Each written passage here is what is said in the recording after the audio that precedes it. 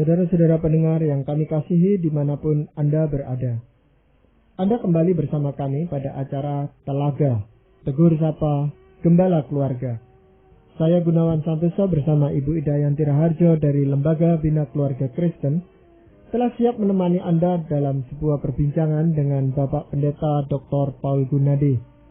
Beliau adalah seorang pakar dalam bidang konseling dan dosen di Seminari Alkitab Asia Tenggara, Malang. Kali ini kami akan berbincang-bincang tentang sebuah tema, harapan yang hilang. Kami percaya acara ini pasti akan sangat bermanfaat bagi kita sekalian. Dan dari studio, kami ucapkan selamat mengikuti. Pak Paul, semua orang pasti punya pengharapan di dalam kehidupannya. Tentu berharap menjadi lebih baik di dalam kehidupan ini, baik di dalam pelayanan, pekerjaan, dan keluarganya, dan seterusnya. Tetapi fakta nyatanya yang kita hadapi adalah kadang-kadang kita kehilangan arah hidup itu sendiri. Kehilangan harapan untuk melanjutkan hidup itu. Sehingga ada banyak orang yang mengatakan, buat apa sih saya ini hidup gitu loh. Nah sebenarnya apa yang terjadi pada orang-orang yang seperti ini, Pak Paul? Kita perlu menyadari, Pak Gunawan, bahwa kita adalah orang yang rapuh. Kita seringkali tidak menyadari kerapuhan kita itu. Nah, saya teringat akan kisah tentang seseorang yang menulis lagu Nyamanlah Jiwaku.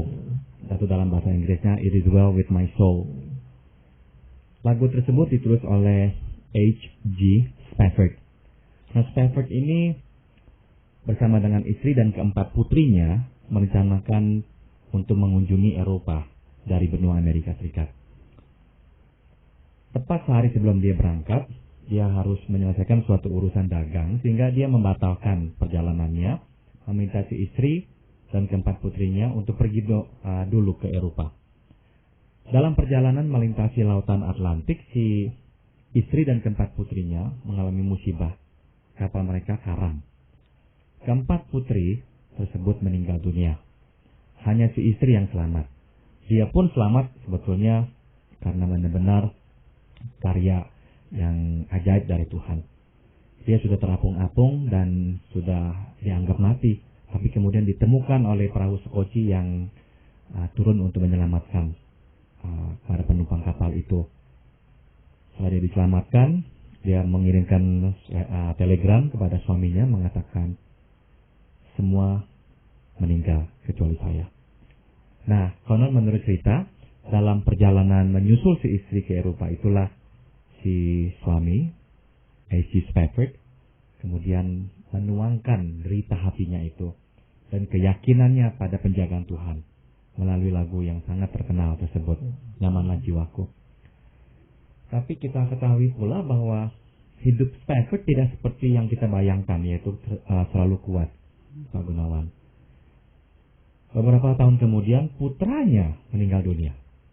Nah, karena putranya akhirnya meninggal dunia, gereja tempat di mana dia dulu berbakti menganggap bahwa ini keluarga pasti bermain dengan kuasa gelap, bermain dengan iblis.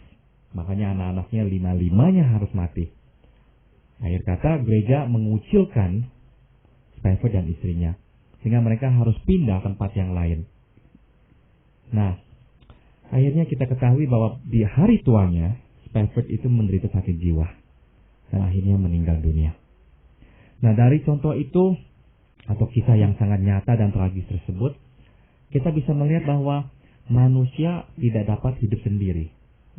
Bahwa manusia itu memerlukan yang namanya dukungan sosial, teman-teman, kerabat. Itu yang terhilang dalam hidup Spafford. Kehilangan keempat anaknya masih dapat dihadapinya dengan tegar. Kehilangan putranya yang terakhir itu, dia masih bisa hadapi dengan tegar. Namun pada akhirnya, sewaktu dia harus dikucilkan dan seolah-olah dibuang oleh umat Kristen di tempatnya, dia akhirnya menderita sakit jiwa. Dan di hari tuanya akhirnya harus menderita seperti itu. Jadi kita harus menyadari bahwa kita ini sebetulnya tidak berdiri sendiri. Kita ini bisa ada karena ada faktor-faktor yang mendukung kita. Nah, salah satunya adalah teman-teman dan kerabat. Nah, yang lainnya lagi adalah tujuannya kita hidup, Pak Gunawan. Suatu teman-teman tidak ada lagi, suatu tujuan hidup pun tidak lagi jelas buat apa kita hidup. Kita akan kehilangan harapan. Dan biasanya dampak akhirnya adalah keputusasaan atau depresi yang sangat berat. Ya, berarti kalau seseorang itu terganggu atau kehilangan arah hidupnya atau tidak lagi menyadari dengan jelas apa sebenarnya tujuan hidupnya itu, Pak Paul, itu bisa mengganggu kesehatan jiwanya seperti yang tadi Pak Paul ceritakan.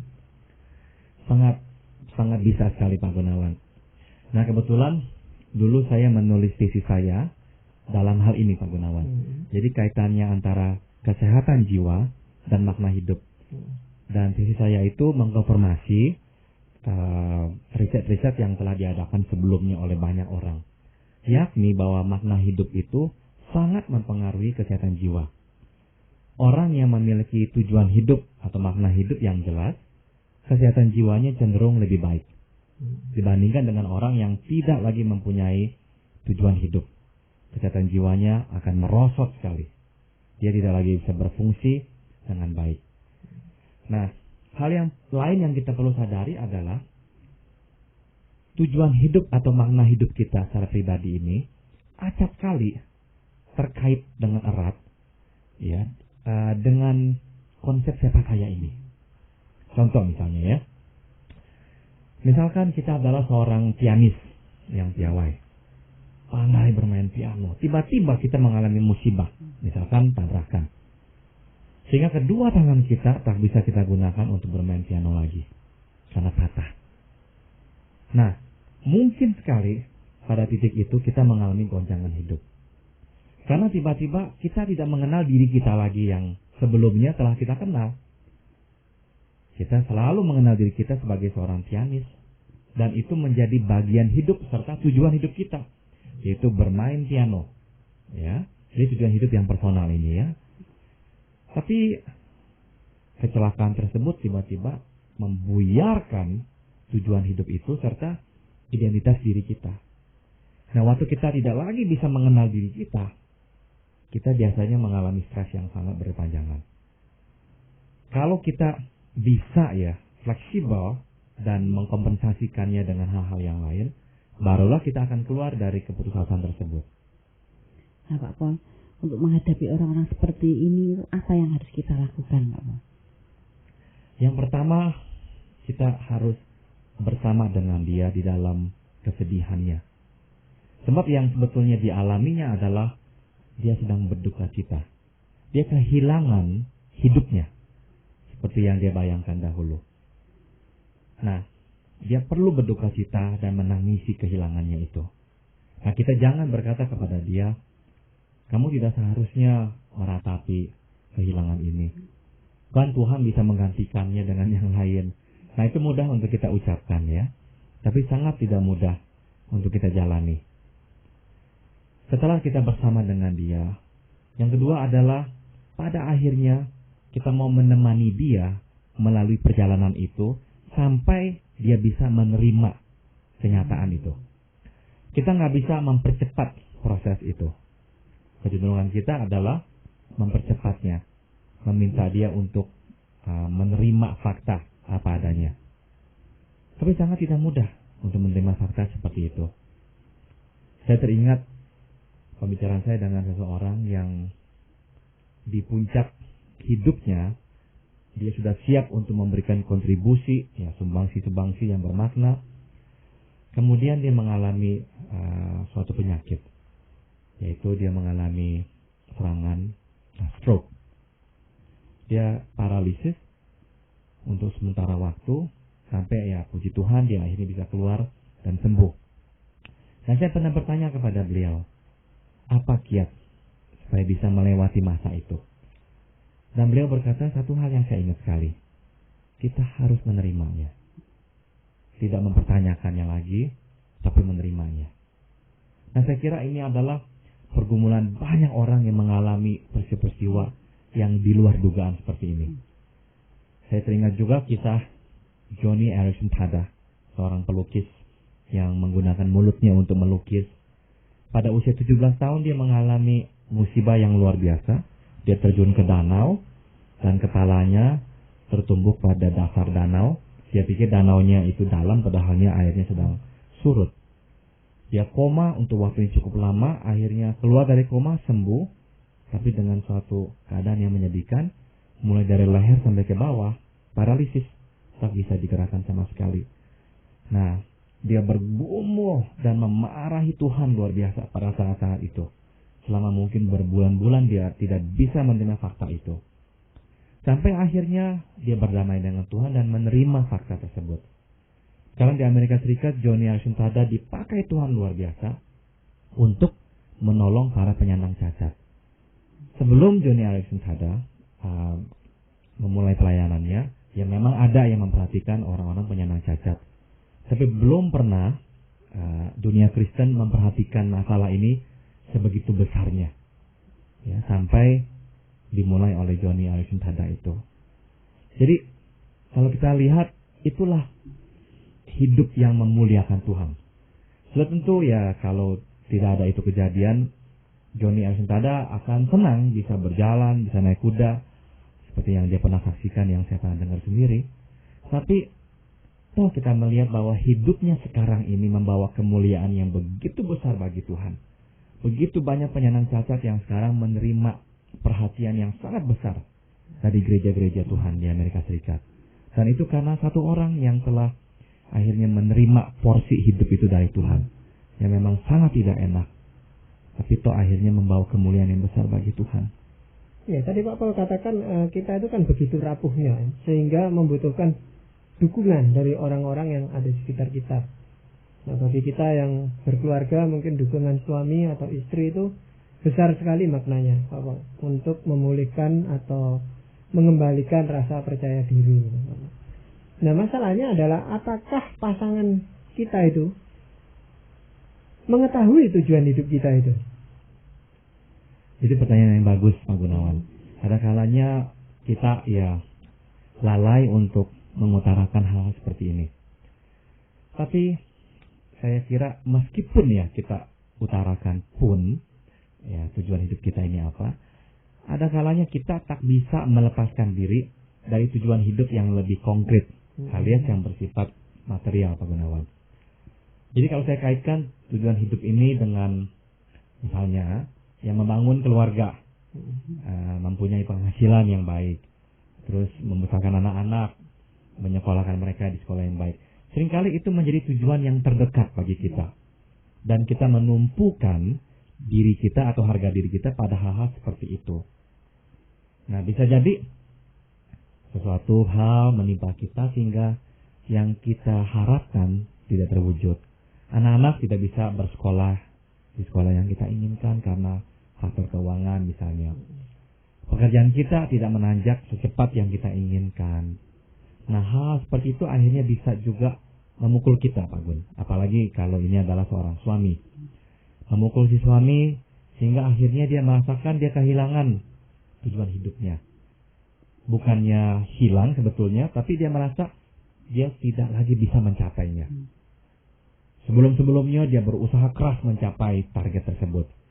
Tapi setelah berusaha bertahun-tahun dan akhirnya dia harus menerima fakta bahwa keadaannya akan begini terus, tiba-tiba dia kehilangan makna hidup itu. Dia kehilangan pegangan arah hidup itu. Sehingga dia merasa dia tidak ada lagi harga. Dan dia merasakan bahwa istrinya pun tidak menghargai dia lagi.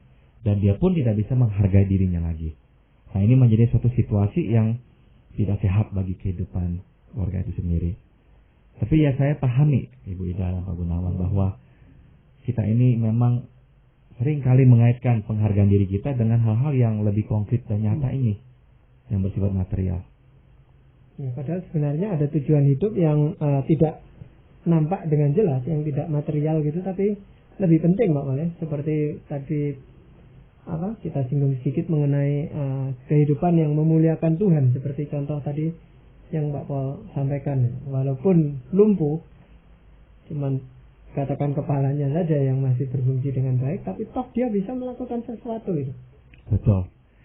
Tapi saya harus akui, Pak Gun, bahwa sulit sekali untuk kita ini mempunyai tujuan hidup yang semulia itu.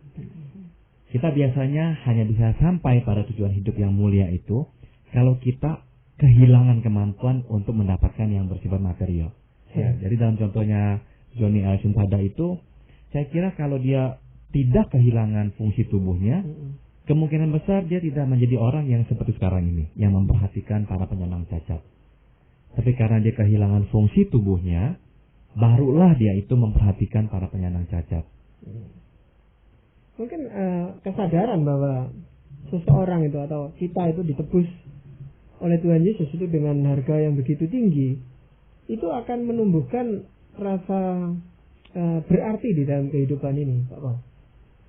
Bahwa Tuhan itu rela mati untuk saya yang berdosa itu, Pak Paul.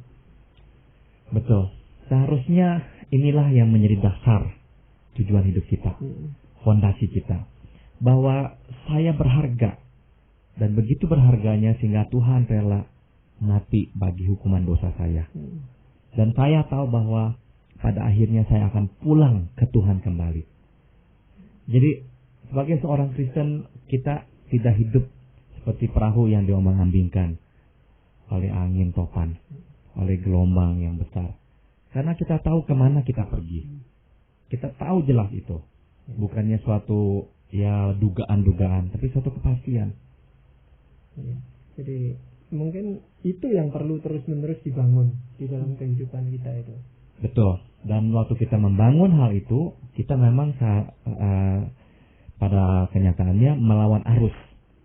Sebab kita harus akui, Pak Gunawan, bahwa dalam hidup ini tetap yang dinilai tinggi sebagai tujuan hidup adalah kemapanan material. Yaitu sistem kehidupan di sekitar kita seperti itu ya. Betul. Dan kita akhirnya tergiring pula ya untuk mempunyai pandangan yang sama. Sehingga suatu kita tidak berhasil mencapai status tersebut, kecenderungannya adalah kita merasa kita telah gagal mencapai tujuan hidup itu, kita tidak lagi bisa memiliki tujuan hidup seperti itu. Yang cukup realistis yang seringkali kita hadapi, kenyataan sekarang ini kan banyaknya orang itu yang kehilangan pekerjaannya secara mendadak bahkan. Nah, sebagai pasangan ya, istri atau suami gitu, menghadapi orang yang baru saja di PHK dan tidak bisa menerima kenyataan itu, sebenarnya apa yang bisa dilakukan?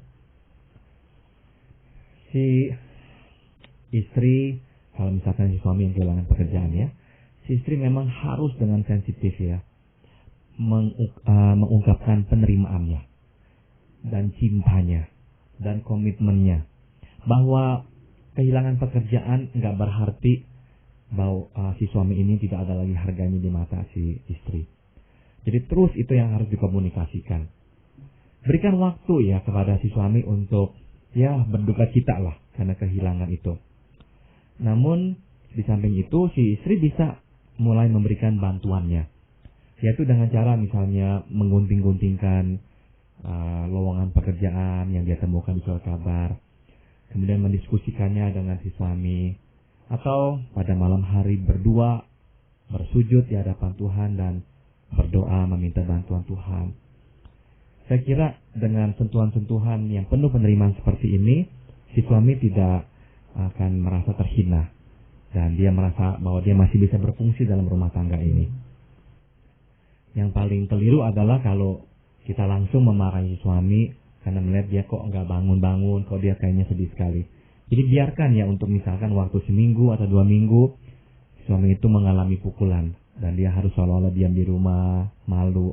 Itu hal yang wajar. Tapi ya setelah itu ya dorong si suami untuk maju lagi. Ya.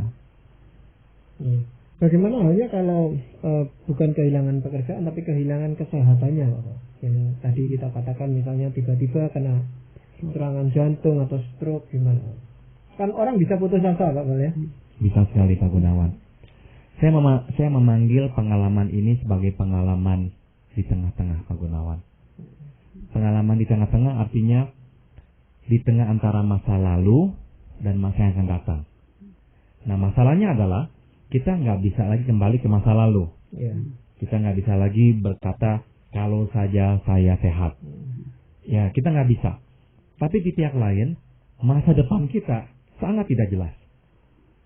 Dan yang paling menakutkan adalah kita akhirnya harus berkata bahwa kemungkinan besar saya akan hidup seperti ini di akhir hayat saya. Nah, itulah pengalaman di tengah-tengah yang saya maksud, Pak Gunawan. Dan ini menjadi pengalaman yang sangat menakutkan. Sangat menakutkan. Tapi saya kira sekali lagi perlu ya suatu kesadaran bahwa pengalaman di tengah-tengah ini bukanlah suatu pengalaman yang luput dari perhatian Tuhan. Tapi tetap dalam pengawasan dan kehendak Tuhan. Bahwa ini bukanlah sesuatu yang terjadi dengan tidak disengaja dan di luar rencana Tuhan. Tidak, semua dalam rencana Tuhan. Contohnya adalah yang dialami oleh Fanny Crosby, seorang penulis lagu-lagu Kristen yang menulis lebih dari 1000 lagu-lagu rohani. Sejak dia berusia beberapa minggu, dia sudah buta karena dokter salah memberikan obat mata kepadanya. Nah, pernah satu kali dia ditanya oleh seseorang, pernahkah engkau merasa menyesali perbuatan dokter tersebut? Dia berkata, tidak pernah. Sebab dia berkata, justru karena saya tidak mempunyai mata jasmani, mata rohani saya bisa begitu celik. Dan dia melihat ini sebagai bagian atau porsi yang Tuhan telah tetapkan untuk kehidupannya. Dia hidup sampai usia yang cukup panjang, kalau nggak salah 80-an lebih, dan hidup yang sangat produktif sekali. Menjadi kekuatan bagi begitu banyak orang. Dan lagu-lagunya penuh dengan pengucapan syukur. Dan kalau kita tidak tahu bahwa dia seorang buta, kita akan berpikir bahwa dia adalah seseorang yang celik mata. Jadi sekali lagi, dia menerima pengalaman di tengah-tengah ini. Sehingga hidupnya itu bisa dibelokkan Tuhan dan menjadi kemuliaan Tuhan. Saya pernah membaca suatu tulisan yang berkata bahwa di dalam kamus Tuhan tidak ada kegagalan. Yang ada adalah pertumbuhan yang dipaksakan oleh Tuhan. Artinya Tuhan memaksa kita bertumbuh melalui peristiwa yang kita anggap sebagai kegagalan tersebut. Jadi pengalaman di tengah-tengah adalah pengalaman yang memang kita tak duga, memang kita tak harapkan, tapi itu adalah suatu belokan ya, tikungan yang memang Tuhan sengaja berikan kepada kita, agar dia bisa memakai kita untuk kemuliaannya. Bahkan di dalam keadaan kita yang seolah-olah tidak ada lagi gunanya, tidak ada lagi fungsinya. Ya, itu dibutuhkan orang itu harus dekat dengan Tuhan ya Pak Pol.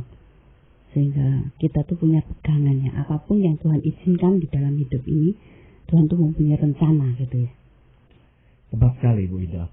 Memang yang lebih mudah adalah mengatakan, kalau Tuhan baik dan berencana atas hidupku, kok memberikan saya rencana yang begini buruk? Kita susah sekali terima hal ini. Dan kita bisa tergoda ya, terjebak untuk berkata, Tuhan ini tidak baik. Sebab Tuhan yang baik tidak mungkin memberikan saya peristiwa yang begitu tidak enak. Atau kebalikannya, kita bisa berkata, Tuhan baik. Karena Tuhan baiklah, saya harus beranggapan bahwa Dia tidak berkuasa menolong saya waktu saya ditimpa oleh masalah itu. Nah, dua-duanya salah. Tuhan baik dan Tuhan berkuasa. Tapi kok memberikan kita pukulan atau musibah yang begitu besar? Nah, kita harus berkata, iya.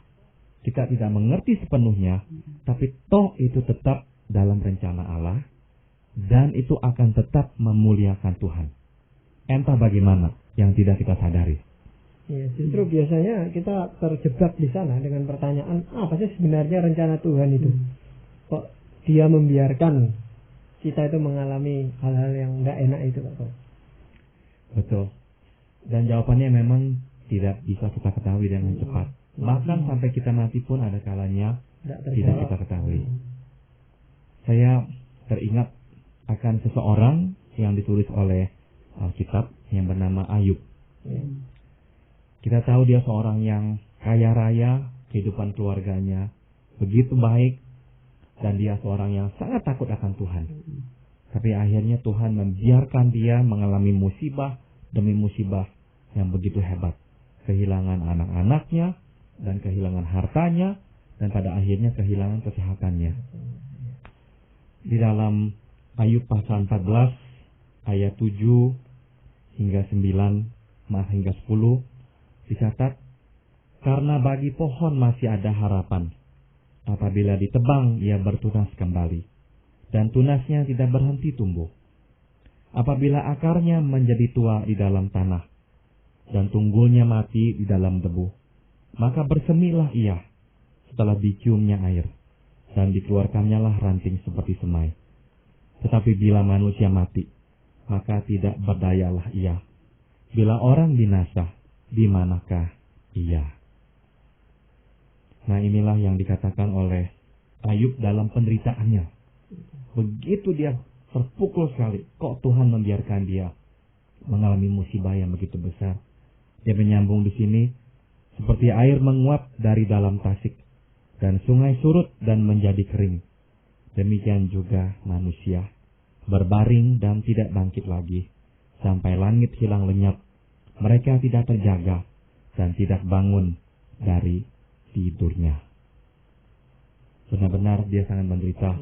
Dia akhirnya berkata, kiranya Engkau, yaitu Tuhan, menyembunyikan aku di dalam dunia orang mati. Jadi memang dalam penderitaannya, seolah-olah ya Ayub berharap dia tidak pernah hidup. Dia itu seolah-olah berharap lebih baik dia mati. Ini ketusan juga yang dikeluarkan oleh Yeremia, seorang nabi Tuhan yang lain. Jadi kadang-kala memang meskipun kita orang yang kenal Tuhan Yesus, kita percaya padanya, sama seperti A.G. Spafford tadi yang saya sebut.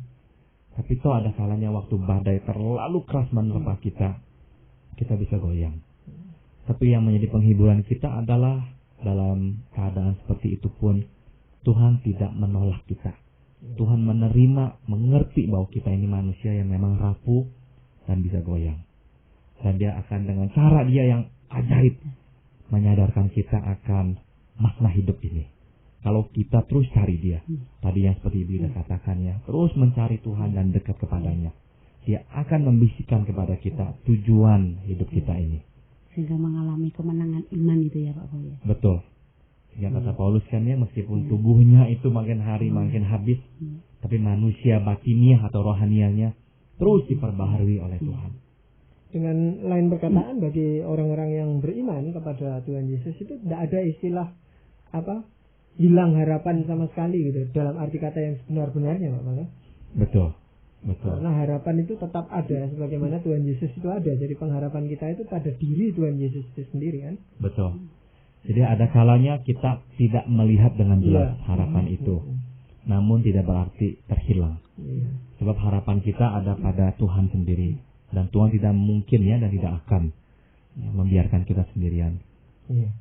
Nah, itu yang patut kita camkan dan patut kita syukuri bersama selama kita diberi kesempatan untuk hidup di dunia ini. Jadi demikianlah tadi para pendengar yang kami kasihi, kami telah mempersembahkan sebuah perbincangan tentang harapan yang hilang. Tetapi bagi kita yang beriman kepada Tuhan, tidak ada harapan yang betul-betul hilang, karena di dalam Tuhanlah kita menemukan pengharapan yang sejati itu. Perbincangan ini kami lakukan bersama Bapak Pendeta Dr. Paul Gunadi dalam acara Telaga Tegur Sapa Gembala Keluarga. Kalau Anda berminat untuk melanjutkan acara Tegur Sapa ini, kami persilakan Anda menghubungi kami lewat surat. Alamatkan surat Anda ke Lembaga Bina Keluarga Kristen atau LBKK, Jalan Cimanuk 58, Malang. Anda bisa mengajukan pertanyaan-pertanyaan atau saran-saran untuk kita lakukan acara perbincangan itu. Kami dari studio mengucapkan sampai jumpa pada acara Telaga yang akan datang.